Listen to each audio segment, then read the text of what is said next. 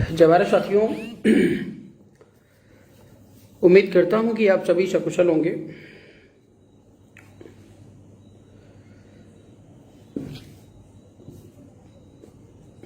आज मैं आपके सामने लाइव आने का कई सारा बिंदु है, कई सारी बातों को समाज के बीच में रखना है, कहना है। आप सभी सम्मानित साथियों से निवेदन है कि अधिक से अधिक संख्या में जुड़ने का प्रयास करें और इस लाइव वीडियो को ज़्यादा से ज़्यादा लोगों तक पहुंचाने में हमारा साथ दें। साथियों, जो पॉइंट मैं आपके बीच में रखने जा रहा हूं, उस पर आप सभी के सुझाव, विचार प्रार्थनीय है। अगर मेरी आवाज़ आ रही है तो जितने भी साथीगण हमें देख पा रहे हैं, उनसे निवेदन है कि कृपया स्पष्ट करने का कष्ट करें कि आप हमारी साउंड को क्लियरली सुन पा रहे हैं। शैलेंद्र प्रताप जी, बहुत बहुत धन्यवाद आपको। सभी सम्मानित साथियों को फिर से मैं निवेदन करूंगा कि ज़्यादा से ज़्यादा संख्या में जुड़ने का कष्ट करें। हमारे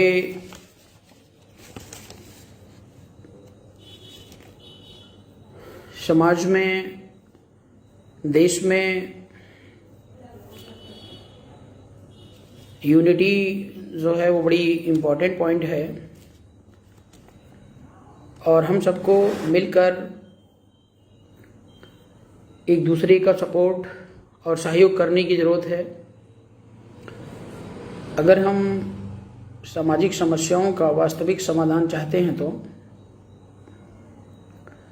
साथियों अधिक से अधिक संख्या में शेयर करने का कष्ट करें। मैं अपनी बात तो शुरू करता हूं क्योंकि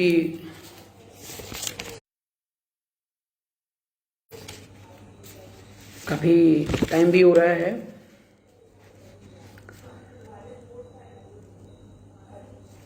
साथियों, आज का जो सबसे पहला पॉइंट है वो हमारे देश और समाज में बहन बेटियों के ऊपर बढ़ते अत्याचार और बलात्कार को लेकर के है।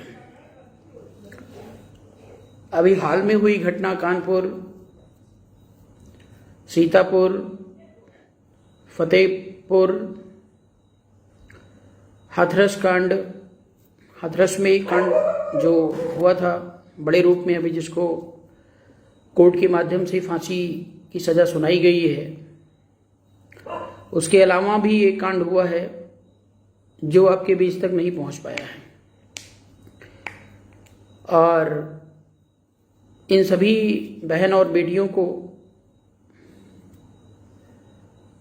बीआरपी परिवार की तरफ से आपकी इस दर्दनाक घटना, आपकी दर्दनाक मौत पर पूरा का पूरा बीआरपी परिवार बहुत दुखी और चिंतित है। साथ ही साथ समाज में उन तमाम साथियों का जिनका लगातार सहयोग और साथ बना हुआ है समाज के साथ, समाज की समस्याओं को लेकर लगातार अपडेट रहते हैं। और मैं एक जुनून देख रहा हूं, वो जुनून कि भले ही समाज में, देश में तमाम पार्टियां हैं, तमाम संगठन हैं, लेकिन कहीं ना कहीं हमारी जो सामाजिक चेतना है वो बढ़ती नजर आ रही है। तमाम संगठन और पार्टी को मैं देख रहा हूं जो पहले सक्रिय नहीं रहा करते थे, आज वे काफ़ी सक्रियता के साथ काम कर रहे हैं। कानपुर की घटना के बाद भी कई संगठनों ने आंदोलन, कैंडल मार्च और प्रदर्शन करने का प्रयास किया है, उन सभी सामाजिक संगठनों, समाज सेवियों का मैं तहे दिल से आभार व्यक्त करता हूं। और लगातार हमारी चेतना के चलते समाज में, देश में क्या है कि जो संविधान बना हुआ है, उस संविधान को चलाने वाले जो लोग चला रहे हैं संविधान को, उनके अंदर खुद की जिम्मेदारी नहीं है कि हम यहाँ पे पुलिस इंस्पेक्टर हो गए, हम मुख्यमंत्री हो गए, हम प्रधानमंत्री हो गए, तो हमारी क्या जिम्मेदारी है। उनसे अगर संविधान को फॉलो करवाना है तो आम जनता को लगातार उनके पीछे लगना पड़ता है। आप लोगों की जागरूकता के चलते सरकार इन अपराधियों को बचाने में नाकाम नहीं हो पा रही है। और अभी आपने देखा हाथरस वाले में फांसी हो गई, सीतापुर केस में भी फांसी की तैयारी चल रही है, और कानपुर वाले में भी फांसी की तैयारी होना तय है। फतेहपुर वाली घटना में अभी उस तरीके का लेबल स्टैंडर्ड मेंटेन नहीं हो पाया है, फिलहाल प्रयास जारी है। तो साथियों, कहा गया है, किसी बहुत बड़े विद्वान ने कहा है कि अपराध करना अगर गुनाह है तो अपराध सहना भी बहुत बड़ा गुनाह है। इसलिए हम बीआरपी परिवार की तरफ से, जो लोग बीआरपी से हैं वो तो मेरी बात को सुन ही रहे हैं, जो लोग बीआरपी में नहीं हैं उनसे भी मेरा निवेदन है कि सामाजिक समस्याओं को लेकर हमें लगातार अपने स्तर से, अपने प्लेटफॉर्म से लड़ते रहना है, क्योंकि ये समस्याएं, इस प्रकार की हत्याएं कहीं पर भी और कैसे भी हो सकती हैं, किसी भी बहन बेटी के साथ हो सकती हैं। और निश्चित तौर पर हम लोग मानवता के मार्ग पर हैं। आज नहीं कल हम इन समस्याओं को जड़ से उखाड़ के फेंक देंगे। साथियों, वास्तविकता समाज में अगर अपनी बात रखनी है तो बात दो तरीके से रखी जाती है। एक तो total political point of view होता है कि हम अपनी राजनीति चमका लें। कुछ भाई लोगों की शिकायत थी कि कानपुर हत्या केस में आप नहीं गए, जाना चाहिए था। तो साथियों, जो भी हत्याएं हो रही हैं उसमें आरपी मौर्य या बीआरपी अपनी राजनीति चमकाए या वहां पे जाकर के झूठा दुख व्यक्त करे, ये चीज हमारे संविधान में नहीं है। मैं देख रहा हूं कि अधिकांश लोग इन पर विश्वास करते हैं, लेकिन मेरा कहने का मतलब बीआरपी अगर समाज में है, अगर डाली कुशवाहा या उसके घर वालों ने पहले से इंटीमेशन दिया होता कि ऐसा कुछ होगा, तो शायद हम किसी का इंतजार ना करते हैं। लेकिन मेरा आप लोगों से निवेदन ये है कि बीआरपी आपकी हर उस ज़रूरत के लिए खड़ी है जहां पर आपकी कोई मदद नहीं कर रहा है। पर 10 लोग अगर मदद करने पहुंच गए हैं तो मुझे लगता है कि बीआरपी को अगले उस व्यक्ति की तलाश करनी चाहिए जहां ज़्यादा मदद की जरूरत है। खैर, ठीक है, जो लोग पहुंचे उनका मैं तहे दिल से आभार व्यक्त करता हूं। लेकिन मेरा कहने का मतलब है कि हमारे समाज की, देश की जनता बड़ी ही भावुक है, बड़ी ही सीधी सादी है, और वो जो उनके हितैषी बन के आते हैं षड्यंत्रकारियों की तरफ से, उनको पहचानने में भूल कर जाती है। उदाहरण के लिए अगर नरेंद्र मोदी की बात मैं करूं तो नरेंद्र मोदी ओबीसी का चेहरा बन के आपके बीच में आए हुए थे, और वो काम बीजेपी और आरएसएस का कर रहे हैं। वैसे ही आपके समाज में बहुत सारे ऐसे लीडर आते रहते हैं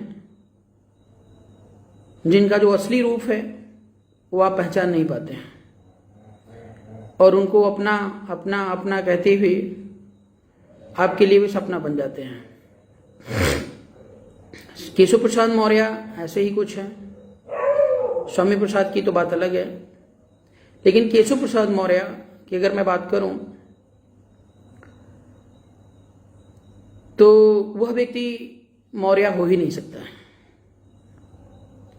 क्योंकि आपने देखा होगा कि अभी इलाहाबाद में अखाड़े के एक बाबा जी मिस्टर नरेंद्र गिरी की हत्या हो जाती है। उस मामले में उन्होंने सीबीआई जांच के आदेश दे दिए। वहां पर गए, योगी भी गए, केशव प्रसाद भी गए और तमाम और जो लोग अपने आप को चमकाना चाह रहे थे राजनीति में वे सब गए और परिणाम ये हुआ कि सीबीआई जांच का आदेश दिया गया, एसआईटी गठित हुई और उस गठन के बाद बड़ी बड़ी बातें बोली गई कि हम न्याय दिलाएंगे, ये करेंगे, वो करेंगे। मेरा प्रश्न है, अगर केशव प्रसाद मौर्य जी वास्तव में अगर मौर्य होते तो समाज की बहन बेटियों के साथ जो दर्द हो रहा है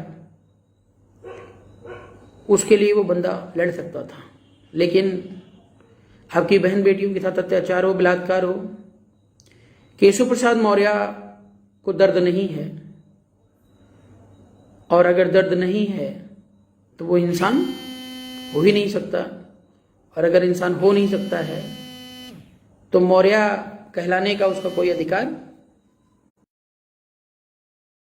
डाली कुशवाहा को लेकर के तमाम लोग एसआईटी गठन की बात कर रहे हैं, सीबीआई जांच की बात कर रहे हैं। मेरा प्रश्न ये है कि जब अपराधी प्रतीक ने गुनाह कबूल कर लिया है तो उसको सीधे सीधे फांसी पर चढ़ा देना चाहिए, लेकिन नहीं। अभी भी वो थाने में बैठ के एक वीडियो भी वायरल हुई थी। उस वीडियो में आपने देखा कि जो सीईओ है, वहां का स्थानीय सीईओ है, उसको ये बोल रहा था कि आपको चिंता करने की जरूरत नहीं है, और आज अगर पैसा है आपके पास, पॉलिटिकली आप मजबूत हैं, तो आप न्याय भी अच्छा कर सकते हैं और अन्याय भी अच्छा कर सकते हैं। तो आज वर्तमान देश के अंदर न्याय करने वालों जितने भी सत्ताधारी लोग हैं, उनमें न्याय की जो बात है या न्याय करने की जो क्षमता है कह सकते हैं, या न्याय करने की जो उनका उद्देश्य है, वो ना के बराबर है, मर गया है। अन्याय करने वाले राजनीति में बहुत पहुंच गए हैं। साथियों, बड़ा दुख ये होता है कि चलो डाली बेटी को हमने न्याय दिला दिया, सीतापुर कांड में बेटी को न्याय दिला दिया, हाथरस में न्याय दिला दिया, 2-4-10 केस हमने हैंडल किया, लेकिन हर 5वें दिन आप देखोगे कहीं ना कहीं एक बहन बेटी का बलात्कार और रेप हो रहा है। और ये दायरा जो है आपका सिर्फ उत्तर प्रदेश का है। मुझे लगता है कि उत्तर प्रदेश में लोग ज़्यादा जागरूक हो चुके हैं, सोशल मीडिया ज़्यादा यूज करते हैं। भारत की जो केंद्रीय राजनीति है वो उत्तर प्रदेश से शुरू होती है, इसलिए उत्तर प्रदेश की ज़्यादा से ज़्यादा खबरें हमारे और आप तक पहुंच जाती हैं। लेकिन इतना बड़ा देश है और पूरे देश की अगर मैं बात करूं तो न जाने कितनी बहन बेटियों का रेप हो रहा है, और वह रेप इसी राम राज्य में हो रहा है। बहुत दुर्भाग्य की बात है।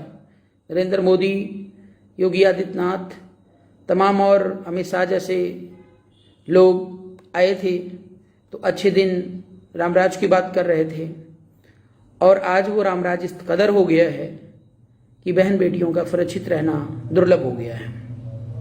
साथियों, इसके लिए जितना हम शासन प्रशासन और सोसाइटी को जिम्मेदार समझते हैं, उतना ही बराबर के भागीदार बच्चों के पेरेंट्स को भी समझते हैं।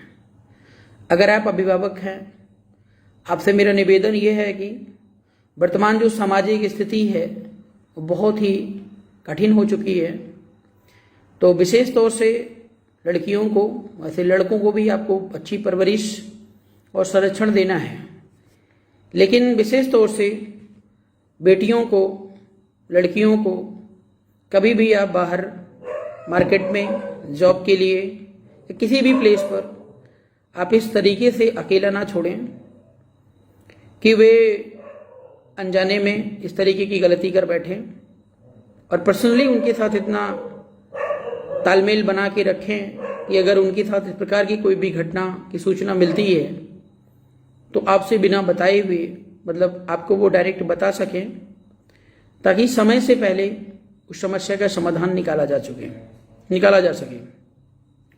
साथियों, अक्सर हमने देखा है कि पेरेंट्स बच्चों के प्रति लापरवाह हो जाते हैं और उनको पूरी की पूरी फ्रीडम दे देते हैं, कहीं पर आओ, कहीं पर जाओ, कभी भी आओ, कभी भी जाओ, और जिसके चलते अभी बच्चों की जो उम्र होती है वो बहुत ज़्यादा नहीं होती है, दुनिया उन्होंने देखा नहीं होता है और इन शिकारियों को पहचाने नहीं होते हैं, भावुकता में, अनजाने में, अज्ञानता में ये गलती कर बैठते हैं।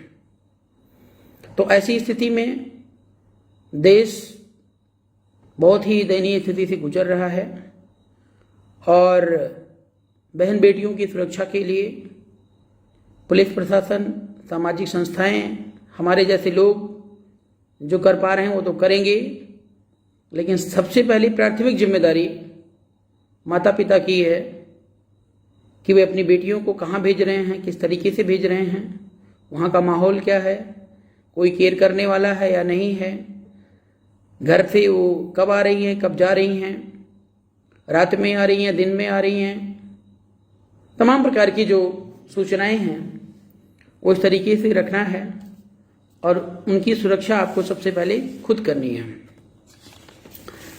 साथियों,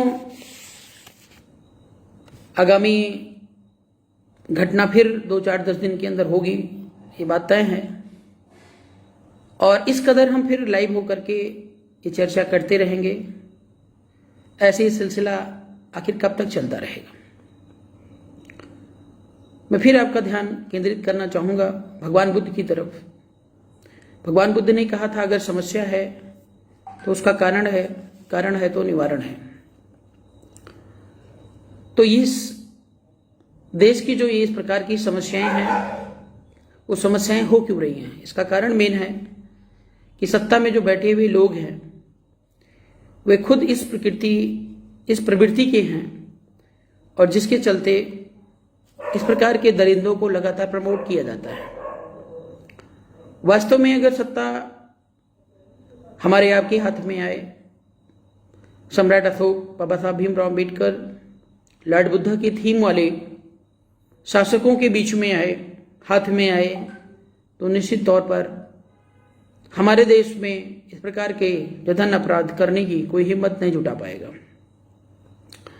मेरा कहने का मतलब साथियों कि अंतिम समाधान सत्ता ही है, क्योंकि हमारी आदत पड़ गई है कि हम लोग फील्ड में रहकर, बाहर रहकर एक तरीके से बॉलिंग करते हैं। आरएसएस के तीन विंग हो चुके हैं इस समय, एक तो कांग्रेस, एक बीजेपी और एक नई आई हुई है आम आदमी पार्टी। ये तीनों बैटिंग करेंगे और आप बॉलिंग के लिए दिन भर इधर उधर घूमेंगे। जब मीडिया आपके बीच में कुछ कांड हो जाएगा, अभी कांड ही देख लीजिए, कानपुर की घटना मीडिया में नहीं आई, कानपुर की घटना मीडिया में नहीं आई।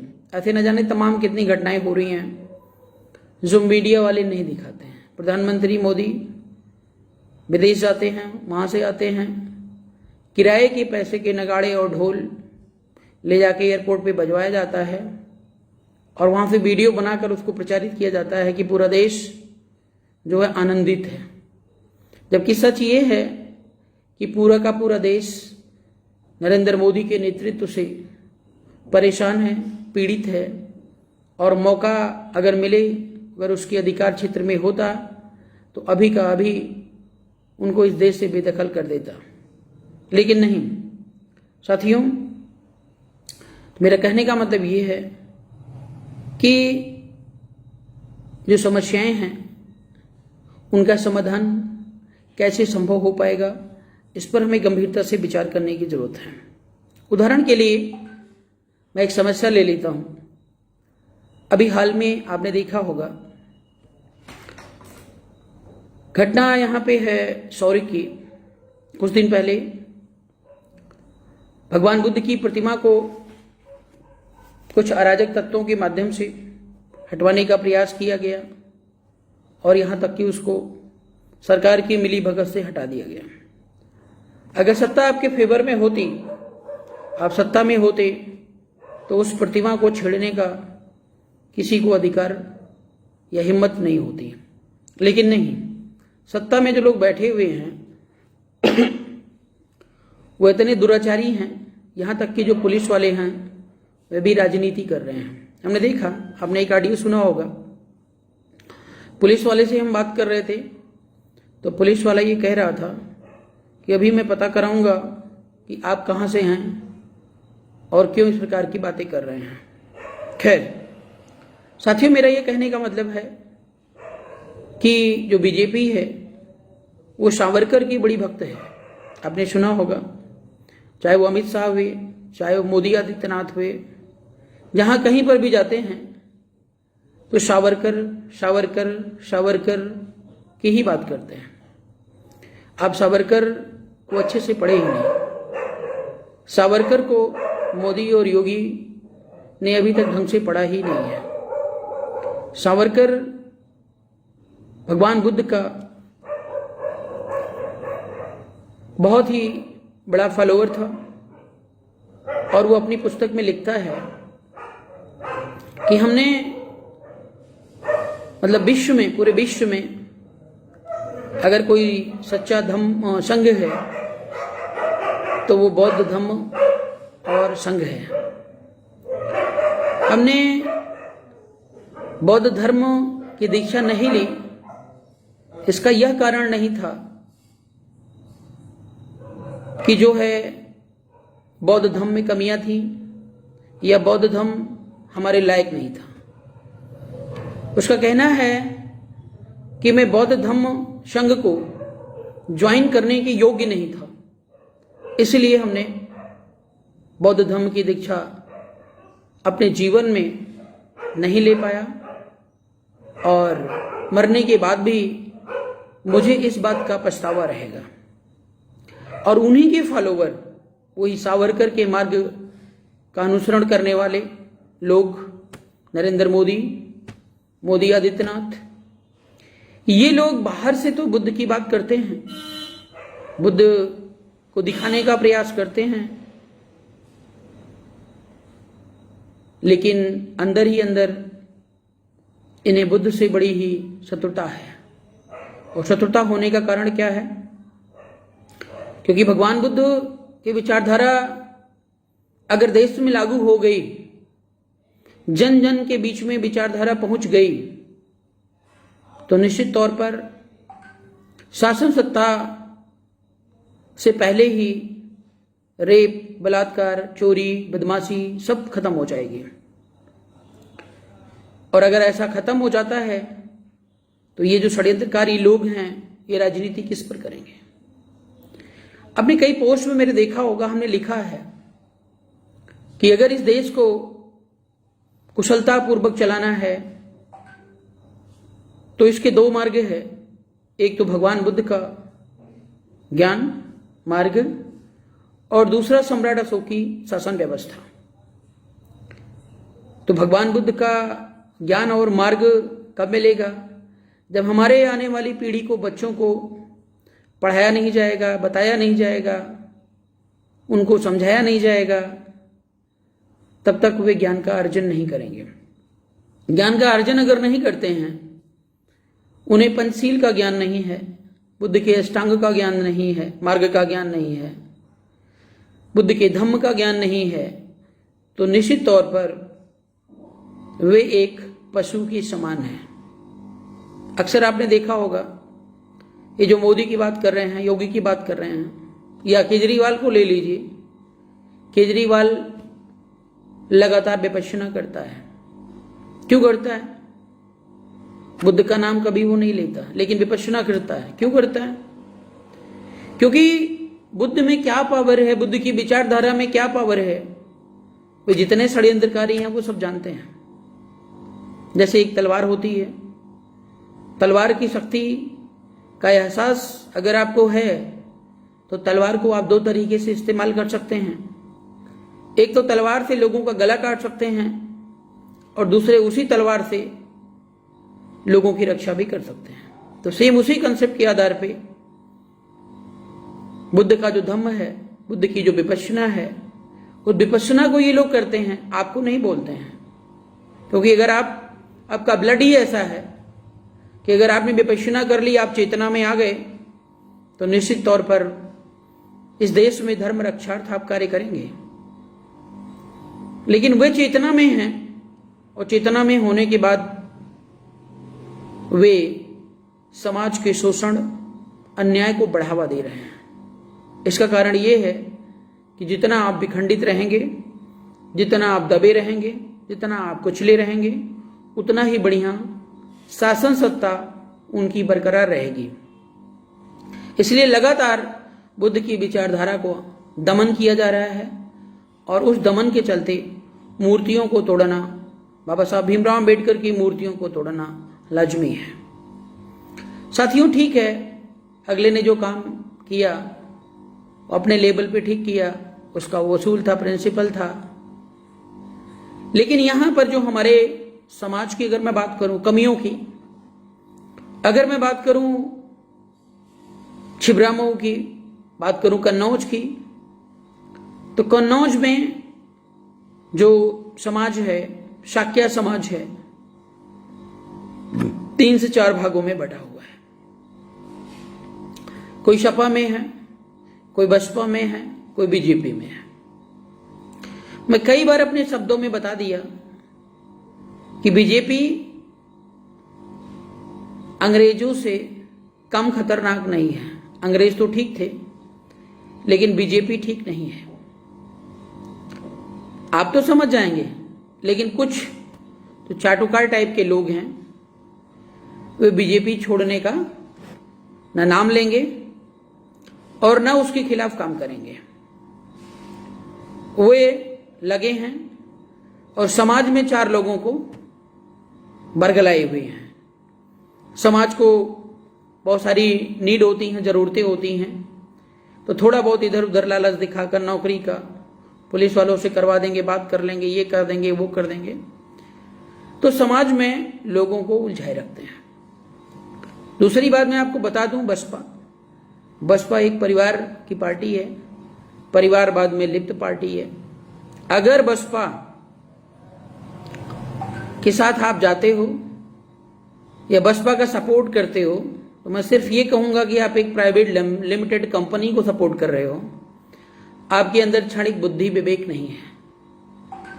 अगर बुद्धि विवेक होता तो आप ऐसे अज्ञानी को सपोर्ट ना करते जो सिर्फ पूरे के पूरे उत्तर प्रदेश को अपने खेती और अपना खलिहान समझता है।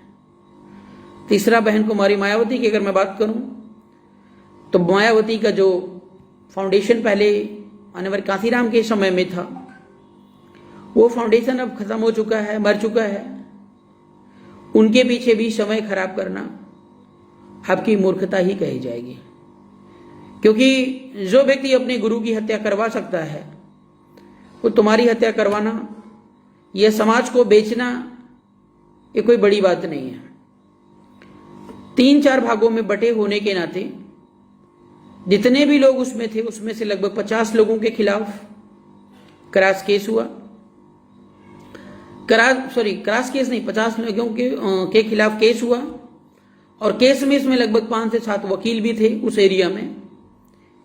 लेकिन किसी ने हिम्मत ये नहीं जुटा पाई कि हम क्रॉस केस करवा दें। उस बात को लेकर के हमने बहुत प्रयास किया कि हम क्रॉस केस करवा दें। पहले भी आपने एक पोस्ट देखा होगा, मैंने बोला कि एक पिटीशन के माध्यम से हम बुद्ध की प्रतिमा भी वहां लगवाएंगे और साथ ही साथ क्रॉस केस भी करवाएंगे। लेकिन जो स्थानीय लोग वहां पर हैं, जो उस केस में इन्वॉल्व हैं, वे बीजेपी के चक्कर में पड़ गए हैं। बीजेपी वाले इनको ये कह रहे हैं कि चुनाव होने दीजिए, मैं तुम्हें निकलवा दूंगा, मैं तुम्हें छुड़वा दूंगा। मेरा समाज से ये शिकायत है कि आखिर जो मूर्ति को तोड़वा रहा है या जो मूर्ति को गिरवा रहा है वही आपको बचाने आएगा, और बचाने आएगा तो क्या मूर्ति को लगवाएगा? क्या आपकी विचारधारा के लिए वो जय विजय के लिए काम करेगा? कभी नहीं काम करेगा। हमारे अंदर एक चीज है कि हम वोट देना जानते हैं, वोट लेना नहीं जानते हैं। हमें वोट लेना सीखना पड़ेगा, हमें नेतृत्व सीखना पड़ेगा, हमें अपनी जिम्मेदारी खुद उठानी पड़ेगी, तब तो हम कुछ समाज का भला कर सकते हैं, अपनी विचारधारा को समाज में लागू कर सकते हैं। अन्यथा संभव नहीं है कि आप कुछ कर पाएंगे। और ऐसी स्थिति में अभी चुनाव आ रहा है उत्तर प्रदेश 2022 का, तो बीजेपी वाले इनको गुमराह करके वोट ले जाएंगे और जैसे ही इलेक्शन खत्म हुआ वैसे जितने के नाम FIR हैं सब धीरे धीरे 3-3, 4-4 महीने के लिए जेल काट के आएंगे, अकेले अकेले जाएंगे और उनको इतना भी समय नहीं मिल पाएगा कि वे आरपी मौर्य को फोन करके बता दें कि भैया हम जेल जा रहे हैं।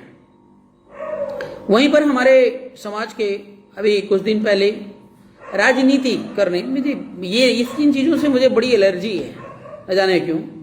अगर किसी काम को करो तो श्रद्धा में करो, ईमानदारी से करो, उसका कुछ ना कुछ कंक्लूजन निकले। लेकिन नहीं, कुछ लोग जाएंगे, फोटो खिंचवा के आएंगे और ये कहेंगे कि हमारी सरकार जब आएगी तो हम आपकी समस्या का समाधान कर देंगे। ठीक है, ये तो हर कोई कहता है, हर कोई जानता है कि अगर सत्ता में आप आ गए तो समस्या का समाधान हो जाएगा। लेकिन वर्तमान में क्या कर रहे हो? वर्तमान में हो क्या रहा है? अगर मुझे प्यास अभी लगी है तो तुम कुआं खोदने जाओगे, नलका लगवाने जाओगे कि पहले कहीं से मुझे पानी की व्यवस्था करोगे? बात ये फैक्ट है साथियों, आज वर्तमान देश में कोई भी नेतृत्व ऐसा नहीं है बीआरपी के अलावा, या अभी बात मैं गठबंधन की भी करूंगा, उसके अलावा कि जो आपको बैलेंस राजनीति दे सके, सम्यक जो काम है वो कर सके। राजनीति का मतलब है एक बहुत बड़ा बिजनेस और व्यापार इस देश में बन गया है, और जिसके लिए बहुत बड़े बड़े व्यापारी और बिजनेसमैन लगे हुए हैं। हमें उनको रोकना पड़ेगा और तभी हम भारत देश में हर बहन बेटी को न्याय दिला पाएंगे, अपने अधिकार और सम्मान की लड़ाई लड़ पाएंगे। साथियों, एक केस और हमारे पास है, मैं अभी डिस्कस करना चाहूँगा। मिर्जापुर का केस है। योगी आदित्यनाथ का जमाना है कि जब तक आप लड़ते लड़ते अपने अधिकारों के लिए मर नहीं जाओगे तब तक आपको कुछ मिलेगा नहीं, और मर जाने के बाद क्या मिलेगा उससे हमारा आपका क्या लेना देना है। मिर्जापुर में 500 किसानों की जो ज़मीन है वो सरकार ने कब्जा कर लिया है। वहाँ पर रोड निकलवा दिया है, हाईवे बन गया है, गाड़ियाँ चलने शुरू हो गई हैं, टोल टैक्स वसूलना शुरू कर दिया गया है। लेकिन अभी तक किसी भी अधिकारी या उस प्रशासन, डीएम की बात अगर मैं करूं, ये हिम्मत नहीं जुटा पाए कि किसानों को मुआवजा दे दिया जाए। मतलब ये पैसा जो है इंडिया से ना ला करके काले धन लाएंगे तब मिर्जापुर में बंटवाएंगे। साथियों, इनको समय बात किया था हमने, और बात करने के उपरांत 1 हफ्ते का समय भी मांगा था अगले ने, लेकिन अभी तक वो पैसा मिला नहीं। लगातार स्थानीय लोग लगे हैं वहां पर, और बीआरपी की पहले भी घोषणा थी कि हम एक टीम भेजकर सर्वे करेंगे। साथ ही साथ अगर ये मुआवजा नहीं मिला तो बीआरपी आंदोलन करने को मजबूर होगी। साथियों, आपको मैंने पहले स्पष्ट कर दिया, बीजेपी, कांग्रेस, आम आदमी पार्टी, आरएसएस के 3 स्टेप हैं, 3 कदम हैं। 2022 का जो चुनाव आ रहा है, आपको धोखा नहीं खाना है, आपको वाहवाही में नहीं जाना है, आपको हेलीकॉप्टर नहीं देखना है, आपको बड़ी बड़ी रैलियों से कोई मतलब नहीं होना चाहिए, क्योंकि जो बड़ी बड़ी रैलियां होती हैं उनमें सब ब्लैक मनी लगता है। जैसे नरेंद्र मोदी को बड़ी बड़ी रैली करने के लिए अडानी अंबानी ने फाइनेंस किया था, वैसे ही इन तमाम रैलियों के पीछे बड़ी बड़ी कंपनियां, बड़े बड़े पूंजीपति लोग लगे रहते हैं। और अगर उनको लेकर के, उन पैसों को लेकर कोई सत्ता में पहुंचता है तो निश्चित तौर पर वह व्यक्ति आपके लिए कार्य नहीं करेगा। उत्तर प्रदेश में मिस्टर संजय कुमार जी हैं, बहुत परेशान हैं। और आपको मैं बता दूं, पहले ही हमने बोल दिया आपको कि ये आरएसएस के 3 विंग हैं। और संजय कुमार जी भी, मैं अगर जातिगत बात करूं तो ठाकुर साहब हैं। ठाकुर साहब कभी भी आपकी विचारधारा को लेकर काम नहीं करेंगे, बस बिजली पानी तक सीमित हो सकते हैं, और वो भी आपको लालच दे करके, क्योंकि स्कूलों का जो स्थिति है दिल्ली में मैं देख रहा हूं, दीवारें बनवा करके स्कूल को स्टैंडर्ड बनाया जा रहा है। अभी स्कूल ऑफ एक्सीलेंस का एक कंसेप्ट लेकर के आए, उसमें भी खूब थू हो रही है, लेकिन जो स्कूल का पैटर्न और सिलेबस है उसमें कोई भी चेंजिंग नहीं है। लोगों को केजरीवाल मॉडर्न भले लगता है, लेकिन केजरीवाल की जो स्थिति आने वाले दिनों में होगी, या जिस प्रकार से वो असफल होगा, वो चीज आपके सामने होगा। क्योंकि अभी लोगों को ये लग रहा है कि नहीं मोदी से बढ़िया है, योगी से बढ़िया है, कांग्रेस से बढ़िया है। लेकिन मैं बता दूं कि केजरीवाल की कोई थीम और कोई आइडियोलॉजी नहीं है, वह केवल और केवल आपके बिजली और पानी तक सीमित हैं। एजुकेशन के बारे में अगर मैं बात करूं तो अभी भी सिलेबस में वही पढ़ाया जा रहा है जो आरएसएस चाहता है। और एक वीडियो में मैं देखा कि जो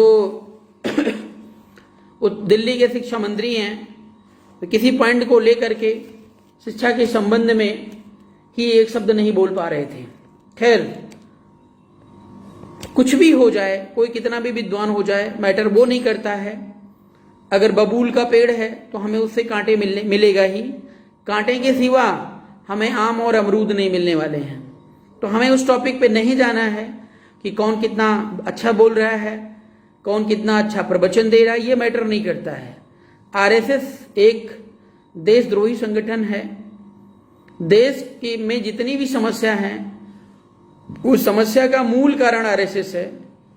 और अगर आरएसएस से जुड़ी हुई कोई भी विंग काम कर रही है तो निश्चित तौर पर वो देश में या देश के विनाश के लिए कार्य कर रही है। इसलिए आपको सावधान रहने की जरूरत है। साथियों, बेस्ट विकल्प की अगर मैं बात करूं, 2022 आपके समक्ष है। मैं इसलिए राजनीतिक बात करूंगा क्योंकि राजनीति के बिना किसी भी समस्या का समाधान नहीं है। और राजनीति ऐसी हो कि जो स्वतंत्र हो, जिसमें हर युवा के लिए, जैसे आप अगर चाहो तो भारत देश का प्रधानमंत्री बन सकते हो, ऐसी पार्टी, ऐसी व्यवस्था की तलाश में हम थे कि हमारे ना रहने के बाद कोई भी यूथ आगे बढ़ करके अगर उसके अंदर प्रतिभा है तो निश्चित तौर पर वह इस पार्टी में, संगठन में शीर्ष नेतृत्व तक पहुंच सके। और आज वैसा ही हुआ। भारतीय राष्ट्रीय पार्टी का पूरा स्ट्रक्चर आपके सामने है। आप सभी को पता है कि यहां पर कोई एक व्यक्ति न राष्ट्रीय अध्यक्ष है और ना ही कोई प्रदेश अध्यक्ष है, ना ही कोई एक व्यक्ति संयोजक है। पूरा का पूरा जितने भी पद थे, पूरे पदों का विकेंद्रीकरण कर दिया गया। अब कोरोना के चलते बहुत तेजी के साथ जिस तरीके से हम सोच रहे थे वो काम नहीं हो पाया, लेकिन उसका सल्यूशन हमने निकाल लिया है। अभी आपको आज ही घोषणा हुई है, 5 दिनों की रथ यात्रा चल रही है। अबाउट मान के चलिए कि 50, वैसे तो अभी काउंटेड जो है हमारे लिस्ट में 57 है। 50 पार्टियां, राजनीतिक पार्टियां एक मंच और एक प्लेटफॉर्म पर आ चुकी हैं, जिसका नाम दिया गया है भारतीय महागठबंधन। और उस गठबंधन का उद्देश्य प्रेजेंट में 2022 के चुनाव में सक्रिय भूमिका दिखाते हुए उत्तर प्रदेश को एक स्वतंत्र मुख्यमंत्री देने का है। तमाम पार्टियां जो अभी भी इधर उधर भटक रही हैं, उन सभी से मेरा निवेदन है कि वे सब एक साथ आएं। भले ही आपके पास जनसंख्या बल ना हो, ऐसे अक्सर तमाम लोग ये कहते हैं कि अगले के बाद संख्या बल नहीं है, केवल राष्ट्रीय अध्यक्ष बने हैं या 20 लोग हैं, 50 लोग हैं, मैटर नहीं करता है। आपके अंदर कुछ ना कुछ तो जुनून था जो आपने पार्टी बनाई। और हम कहते हैं अगर एक राष्ट्रीय अध्यक्ष ही सामने आ जाए, तो अगर 100 लोग हमारे सामने हो जाते हैं तो कम से कम हम 100 सीट पर दमदारी से तो लड़ सकते हैं। और अगर एक राष्ट्रीय अध्यक्ष की बात करें तो वे 100 सीट के बदले 4-4 सीट पे अगर लड़ना शुरू कर देगा तो उत्तर या लड़वाना शुरू कर देगा तो उत्तर प्रदेश की 403 सीटों पर कब्जा करना और पूर्ण बहुमत के साथ सरकार बनाना, ये हमारे लिए कोई बड़ी बात नहीं है। मुझे पता है हमारे प्रदेश की जनता एक विकल्प की तलाश में है और उसको विकल्प नहीं मिल पा रहा है। हमने बीआरपी का स्ट्रक्चर ऐसा है कि उसे गठबंधन की जरूरत नहीं है, लेकिन अकॉर्डिंग टू सिचुएशन कोरोना के चलते अभी किसी भी विपक्ष की तैयारी पूर्ण नहीं हो पाई है और मोदी योगी और अखिलेश माया ये ऑलरेडी जड़ जमा के बैठे हुए हैं। इनको कुछ तैयारी करनी ही नहीं है। ये तो अपना कैंडिडेट उतार देंगे, इलेक्शन पड़ेगा, कोई इधर कोई उधर जाएगा और कुछ ना कुछ वोट मिल जाएगा, कहीं जीतेंगे कहीं हारेंगे। भगवान भरोसे जो मिल गया कटोरे में आ गया, सब ओके है। क्या पता लग बाई चांस मुख्यमंत्री ही बन जाए, फिर 5 साल राजा भैया आराम की तरह खाएंगे और ठहराएंगे। तो साथियों, आपके वोट में बड़ी पावर है। अगर आप चाहें तो निश्चित तौर पर भारत देश की दिशा को बदल सकते हैं, समाज की दिशा को बदल सकते हैं। और जैसा मैं देख रहा हूं कि समाज में तमाम जो हत्याएं हो रही हैं लगातार, इन हत्याओं पे आज के अगर मैं 2 साल पहले की मैं बात करूं तो कोई बोलता भी नहीं था। तमाम नेता आपके स्वामी प्रसाद, केशव प्रसाद, इधर बाबू सिंह कुशवाहा हैं, उधर और छोटे मोटे जो भी दल थे, केशव देव मौर्य जी, ये कोई बोलता नहीं था। ये तो जब हम जैसे लोग आए तो कहीं हम आगे ना बढ़ जाएं, इस वजह से ये लोग उसको रिकवर करना शुरू किए हैं। ठीक है, हम आलोचना नहीं करेंगे और न करना चाहते हैं, लेकिन मेरा मतलब है कि कोई भी काम देखा दाखी ही सही अगर बेहतर हो जाए तो निश्चित तौर पर मैं आपको इस बात के लिए धन्यवाद देना चाहूँगा। तो साथियों, उत्तर प्रदेश के अभी वर्तमान में बेस्ट विकल्प के फॉर्म में आपका महागठबंधन आ रहा है। हम लोग 403 सीटों पे कैंडिडेट उतार रहे हैं और आप में से जो भी भाई मेरी बात को सुन रहे हैं,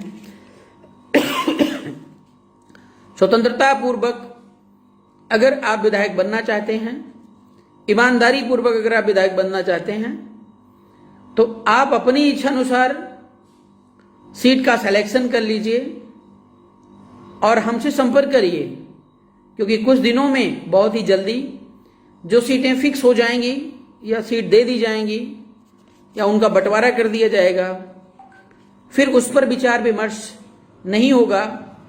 ये मायावती की पार्टी, अखिलेश की पार्टी या बीजेपी पार्टी नहीं है कि जहां पर पैसे और आपकी गुंडागर्दी और आपके वर्चस्व और आपके किसी और दबंगई के कारण टिकट एक के हाथ से छीनकर और आपको दे दिया जाएगा। साथियों, बड़ी उम्मीद के साथ हम आपसे विनम्र अपील करेंगे कि अपना साथ सहयोग बनाए रखिएगा और निश्चित तौर पर 2022 में हम बीआरपी की सरकार नहीं कहेंगे, हम महागठबंधन की सरकार बनाएंगे। हमें पूर्ण पता है कि उत्तर प्रदेश की जो जनता है वो योगी मोदी सभी से ऊब चुकी है और वो बेहतर विकल्प की तलाश में है।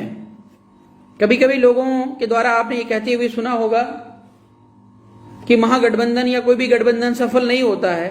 मैं भी मानता हूं इस बात को, लेकिन आप हम पर विश्वास रखिए, जहां पर हम रहेंगे वहां पर आपको कभी निराश नहीं होने देंगे। साथियों, आप लोगों ने कई कमेंट्स किए हुए हैं और मैं कमेंट्स के माध्यम से अगर आपके कोई प्रश्न है तो मैं उसका उत्तर देना चाहूंगा। सुरेश जी, पुष्पिंदर जी, होरीलाल साकिया जी, अशोका राज, बिल्कुल, शबाना जी, बहुत बहुत धन्यवाद आपको। सुरेश जी ने लिखा, हमारे देश के प्रधानमंत्री बगैर औलाद के हैं, उन्हें औलाद का क्या कदर करेंगे। नहीं, ये देखो, कमेंट लॉजिकल होना चाहिए। भगवान बुद्ध के पास सब कुछ था, उन्होंने सब कुछ छोड़ के चले गए, ठीक है। तो ऐसा नहीं है कि जिस व्यक्ति के पास औलाद नहीं है वो औलाद के दर्द और दुख को नहीं समझता है। ये तो सिर्फ एक कमेंट करने वाली बातें हैं। और जिनके पास औलाद है वो भी घिनौनी हरकत कर सकते हैं, इस पर हम नहीं ज़्यादा जोर देंगे। इसलिए मेरा निवेदन है कि हम लोग अक्सर हम देखते हैं कुछ लोग मानसिक बीमारी से ग्रसित हैं।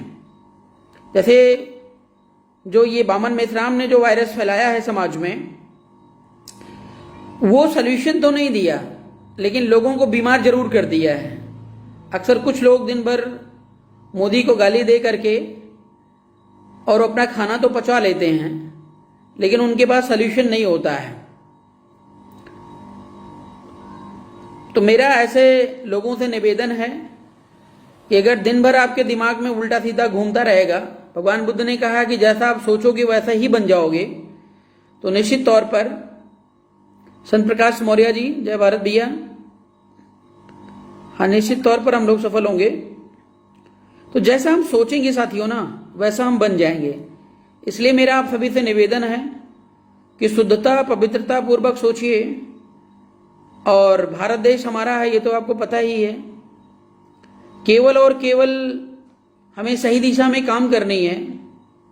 हमें बीजेपी से, कांग्रेस से, सपा से, बसपा से कोई मतलब ना होते हुए हमें अपना वोट कहाँ डालना है, इस पर हमें कंसंट्रेट होने की जरूरत है। और अगर आपने वोट का कंसंट्रेशन मेंटेन किया, दारू पैसे पर नहीं बटे, आपने उसको लात मार दिया, तो उत्तर प्रदेश में हमारी सरकार बनाने से कोई रोक नहीं पाएगा। एक मुद्दा हमारे बीच में आ रहा है, ईवीएम का मुद्दा, और शीघ्र ही हम ईवीएम मुद्दे को लेकर के सॉल्यूशन निकालेंगे। और आपको बता दें, शायद पहले आपको नहीं पता है, टोटल रजिस्टर्ड और अनरजिस्टर्ड जितने भी सदस्य बीआरपी के अभी तक बने हैं, और आपको बताऊं कि लगभग 5,60,000 के आसपास लोग बीआरपी से जुड़ चुके हैं। और अभी भी सदस्यता अभियान लगातार जारी है। आप लोगों के इस प्रकार के इंटरेस्ट के लिए, साथ सहयोग के लिए मैं पुनः आभार व्यक्त करूंगा। लेकिन जो सोशल मीडिया है, जितने भी लोग जुड़े हैं गांव के, देहात के, इन लोगों ने सोशल मीडिया को मजबूत नहीं बनाना चाहा। या अभी भी मैं देख रहा हूं, अभी कोई बाबा जी घंटी बजा रहे होंगे, कोई गऊ माता नाच रही होगी, या कहीं मदारी कोई सर्कस दिखा रहा होगा, तो मैं समझूंगा रात रात भर बैठ करके आप उसे देखेंगे और अपने जो सगे संपर्क में लोग हैं उनको भी शेयर करेंगे। लेकिन जब बात कहीं पर ज्ञान की होती है तो शायद हम पीछे हो जाते हैं साथियों। और अक्सर एक चीज और मैं देखता हूं कि आरपी मौर्य अभी आपके सामने बैठ करके कुछ मन की बातें शेयर कर रहे हैं। सर, समाज की पार्टियों को जोड़ने का प्रयास हो रहा है कि महान दल, जन अधिकार पार्टी, सम्यक पार्टी। अच्छा, और चलिए ठीक है, मैं उत्तर देता हूं आपका। तो साथियों, मैं ये कह रहा था कि हम लोगों के पास जो सोशल मीडिया है, ये सोशल मीडिया में बड़ी पावर है। वो मीडिया में पावर नहीं है। कई सारे जो स्वतंत्र पत्रकार हुआ करते हैं, आज वे टीवी चैनल को छोड़ दिए हैं। आज वो स्वतंत्र पत्रकारिता कर रहे हैं और फेसबुक पर आप देखते होंगे, फेसबुक पर दिन भर पत्रकारिता और अपने विचार, अपने कमेंट दे रहे होते हैं। लगातार उनके सब्सक्राइबर बढ़ रहे हैं, अपनी बात जनता तक पहुंचा रहे हैं। और मैं बार बार बोलता हूं, एक मूवी आपको देखनी चाहिए, एबीसीडी एनीबॉडी कैन डांस। राजनीति कुछ नहीं है, सिर्फ मजाक और जोक है। अगर हम लोग ठान लें और ये ना सोचे कि नहीं योगी आदित्यनाथ ही आएगा, हम कैसे लड़ पाएंगे, मोदी ही आएगा, अमित शाह ही आएगा, हम लड़ नहीं सकते, बड़ी पार्टी है, छोटी, ये सब मैटर नहीं करता। आपके वोट में इतनी पावर है कि आप जिसको वोट देंगे वो जीत जाएगा। लेकिन आप को सक्रिय कौन करता है राजनीति में? मैं आपको बता दूं, आपको सक्रिय करने का काम पार्टियां करती हैं। क्यों करती हैं? जब चुनाव नजदीक आता है तो बड़ी बड़ी रैली हो जाएंगी, हेलीकॉप्टर उतरेगा, टीवी चैनल पे दिन भर बकर बकर बकर बकर शुरू हो जाएगा। फालतू में जो 3-3 4-4 बार मुख्यमंत्री बन गया और कर कुछ नहीं पाया, दिन भर उसका इंटरव्यू होगा, वो कहेगा इस बार ये कर देंगे, उस बार वो कर देंगे, उस बार वो कर देंगे। तो इसी जोकरबाजी के चक्कर में पूरा का पूरा समाज लगा रहता है और उनको लगता है कि अब इलेक्शन का माहौल आ गया। और उसी टीवी के आधार पे एग्जिट पोल जब बताता है कि मोदी कितनी सीट आएगी तो आप मान लेते हो इतनी सीट आएगी, योगी कितनी सीट आएगी तो आप मान लोगे इतनी सीट आएगी, अखिलेश कितनी सीट आएगी मान लोगे। तो मीडिया जिसको दिखाना चाहती है वो दिखा देती है। आप सोचते यार मोदी जीत रहा है, अगर हम अपना वोट आरपी मौर्य को दे देंगे तो हमारा वोट बेकार हो जाएगा, ओह इतना बड़ा अपराध हम कर नहीं सकते हैं। ये सबसे बड़ी भूल है, ऐसा होता कुछ नहीं है। टोटल मीडिया में सब बकैती जो है करते रहते। मैं आपको बता दूं, कभी भी, अच्छा आपने ये बताओ, कभी आपने एग्जिट पोल की रिपोर्ट अगर सुनी होगी तो एग्जिट पोल की रिपोर्ट मतलब एग्जिट करने से पहले कोई आपके पास पत्रकार इंटरव्यू लेने के लिए आया? शायद आपके पास नहीं आया होगा, हमारे पास भी नहीं आया। यहाँ पे जितने लोग मेरी बात को सुन रहे हैं, मैं दावा करता हूँ किसी के पास नहीं आया होगा। और अगर हमारे आपके पास नहीं आता तो वो जाता कहाँ से, रिपोर्ट कहाँ से लेता है? एग्जिट पोल मतलब रिप्रेजेंट करता है। तो ये सब बेवकूफ़ बनाने के तरीके हैं। और जो पैसा खर्च करेगा उसकी मीडिया दिन भर बकैती करेगी और उसको हीरो बना देगी। और यही राजनीति का फंडा है, चाहे वो चोर है हो, चाहे बदमाश हो, चाहे जाहिल हो, चाहे गवार हो, इससे उनको कोई लेना देना नहीं है, वे बिजनेस कर रहे हैं। इसलिए मैं कहता हूं कि अपनी बुद्धि और विवेक का इस्तेमाल करिए और अपने दम पर नेता अगर आप बनाएंगे तो वो नेता आपके लिए काम करेगा। जैसे नरेंद्र मोदी को बनाने वाला अडानी और अंबानी है, मीडिया है, तो अडानी और अंबानी और मीडिया के लिए मोदी काम कर रहा है, इसमें कोई बुराई की बात तो नहीं है ना। वैसे ही अगर उत्तर प्रदेश की सरकार आप बनाओगे तो सरकार आपके लिए काम करेगी, सीधी सीधी बात है। और आप सोचोगे नहीं फ्री में बन जाए सरकार, तो जब फ्री में बनाने के लिए सरकार की उम्मीद करोगे, आरपी मौर्य का सपोर्ट नहीं करोगे, तो आरपी मौर्य सबसे पहले तो बनेगा नहीं। दूसरी बात, अगर बनता है केशव प्रसाद की राह पर चल के थोड़ी देर के लिए, तो आप ये मुझे बताओ कि केशव प्रसाद खुद कहते हैं ना कि मैं बीजेपी के सहयोग से आज उप मुख्यमंत्री हूं, आपके सहयोग से नहीं कहते हैं। तो जब बीजेपी के सहयोग से अगला उप मुख्यमंत्री है तो बीजेपी की करेगा ना, कंसेप्ट एकदम क्लियर है। और आप खामखा उम्मीद किए बैठे रहते हैं, ये सबसे बड़ी समस्या है।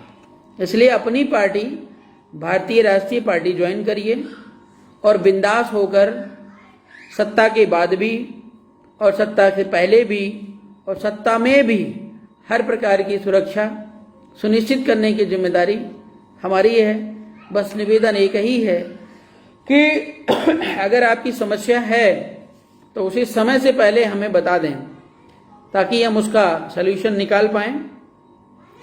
और बहुत सारे ऐसे भाई लोग होते हैं जिनको कानूनी जानकारी भी नहीं होती है, इधर उधर जाके फंस जाते हैं। तो ऐसे सभी भाई लोगों से मेरा निवेदन है, अगर किसी प्रकार की समस्या सोसाइटी में आपको आती हैं तो निश्चित तौर पर आप डायरेक्ट हमें कॉल कर सकते हैं और सुझाव देने के लिए हम कोई चार्ज आपसे नहीं करते हैं। और निश्चित तौर पर हो सकता है कि मेरा एक सुझाव आपकी ज़िंदगी बदल दे या आपको किसी बड़ी मुसीबत से बचा ले।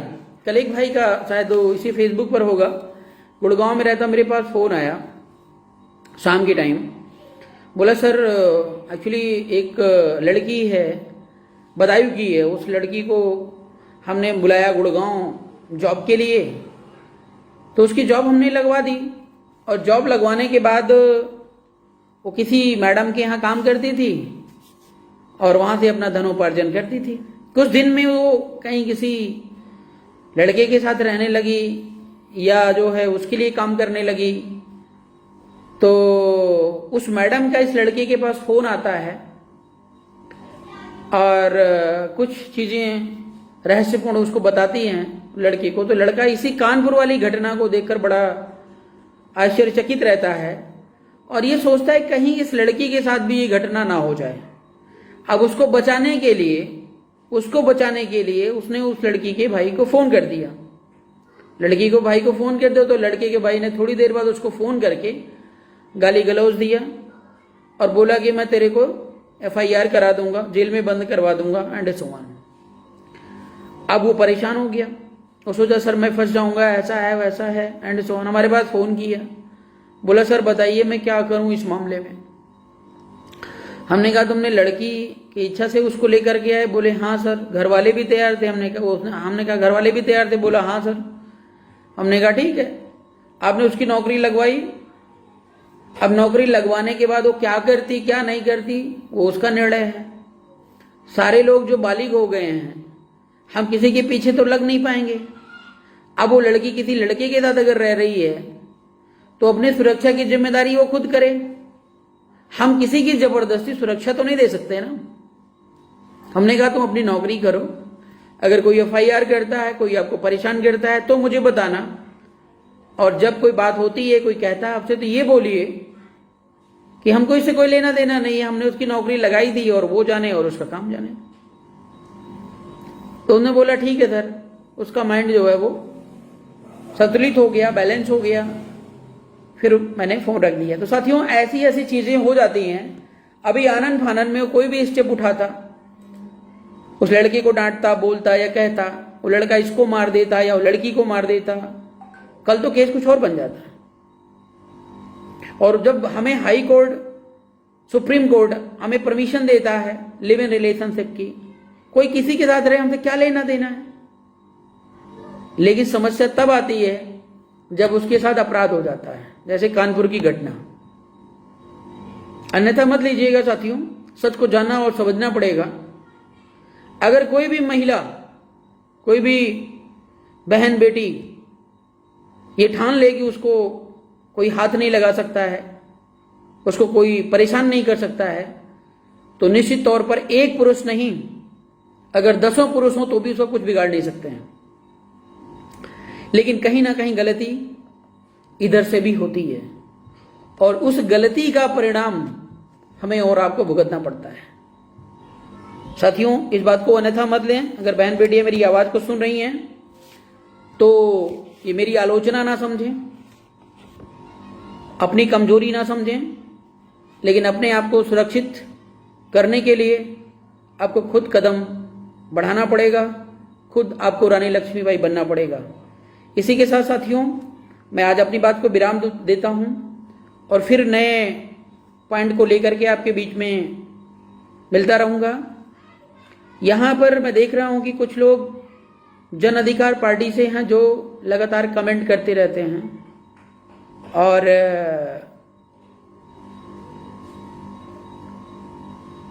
बिना कुछ सोचे समझे लिखते रहते हैं। खैर मैं आज का विषय बिंदु समाप्त हो गया है। किसी दिन मैं इसी पॉइंट को लेकर के आपके बीच में उपस्थित होऊंगा तो पूरा डिटेल और पूरा फाउंडेशन में लेकर के तब पूरी की पूरी चर्चा मैं आपसे करूंगा कि आखिर जन अधिकार पार्टी क्या है और क्या करना चाहती है। बहुत बहुत धन्यवाद।